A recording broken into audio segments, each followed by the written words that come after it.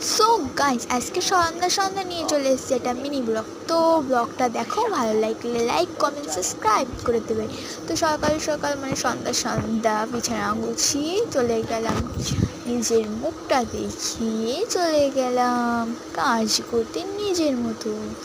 মানে না, মানে মা কাজ করতে বলেছিল, মাদুর গুছাতে বলেছিল, তো মাদুর ঠাদুর গুছিয়ে নিলাম। তো আমি পারি না কোনো কাজই, তারপরে মাদুর ঠাদুর গুছিয়ে নিয়ে বিছানা, তারপরে নিজের মুখটা দেখিয়ে চলে গেলাম কোলবালিশের কাছে। কোলবালিশ, ওরে কোলবালিশ নিয়ে আমি কি করব? তো সন্ধ্যা সন্ধ্যা হয়ে তো গেছে, এবার চলো বই নিয়ে বসি। বই নিয়ে বসলাম। আমার গাইস একটুও বই পড়তে ভালো লাগে না। তোমাদের বই পড়তে কেমন লাগে কমেন্ট করে জানাবে।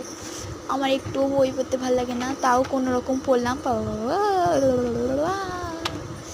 তো গাইস আমার এখন সাজতে মন চাচ্ছে, বই টই